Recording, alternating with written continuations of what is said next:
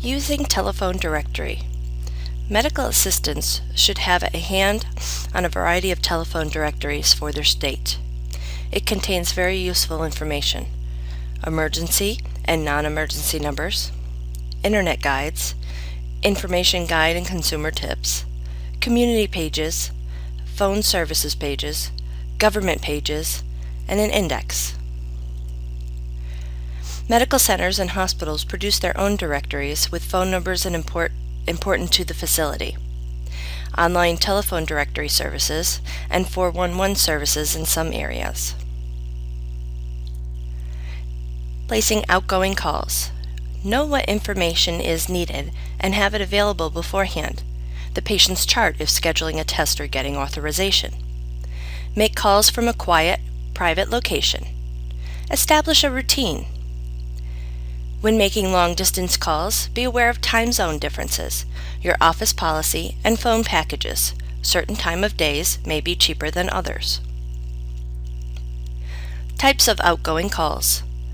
Operator assistance. Utilize operators to connect you for collect calls. This charges the person you are calling. Person-to-person calls. This is direct dialing calls. Conference calls. A group of people call into the same number and talk at the same time. International calls. Outside calls from the U.S., you have to dial 011, the country code, the city code, the phone number, and the number sign. It could take up to 45 or more seconds to connect. Legal and ethical considerations. Confidentiality. Protect patients' information and document. If it wasn't written, it wasn't done. Practice sensible risk management. Prevent accidental disclosure of information by always checking for authorizations. HIPAA Guidelines. Determine if caller has requested confidential communication. If the caller has not requested confidential communication, treat as a normal call. If the caller has requested confidential communication and provided an alternative phone number, be sure only to call that alternative number.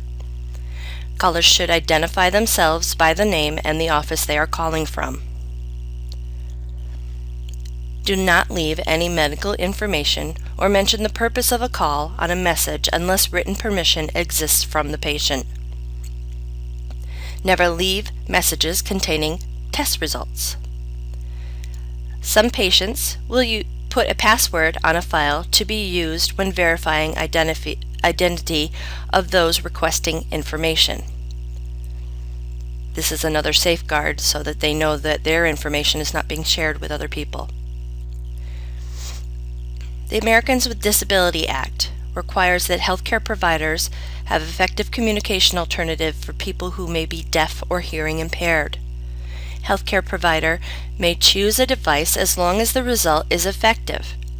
A teletype, which is TTY, and telecommunication device for the deaf, a TDD option. Any cost of the alternative device or services cannot be billed to the patient. Telephone technology. Automated routing units. Manage heavy telephone traffic. We have electronic mailboxes. This would be voicemail. The advantage is that it manages high call volumes and office time. The disadvantage is that some callers have a difficult time and refuse to use them. They just want to speak with somebody live. Answering services and machines. They take calls after hours. The answering service uses a live operator and provides flexible routing services. If you're using an answering machine, you must check it frequently for messages. Having this prevents being sued for abandonment. At the end of your shift, you usually call the service, tell them that you're leaving for the evening. You tell them who the physician is that is on call and where they can be reached. And that way, if there is an emergency and the on-call physician needs to be reached, the service will call them.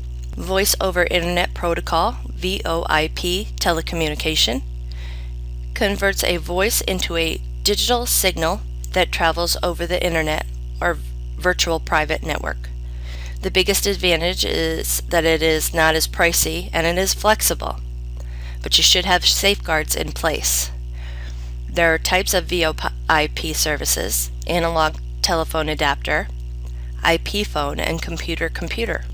A fax machine is used to send reports, referrals, insurance approvals, and informal correspondence. Confidentiality is an issue because you cannot guarantee the location of the fax machine on the other end. Always use a cover sheet and clearly state the following information: private and confidential.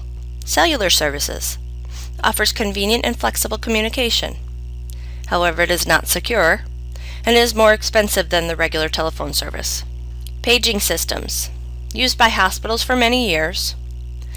There are still options: voice alerts, beep alerts, digital message display. It allows only one-way communication, and it is less expensive than cellular services. Email, the process of sending, receiving, storing, and forwarding messages in a digital form over a computer network.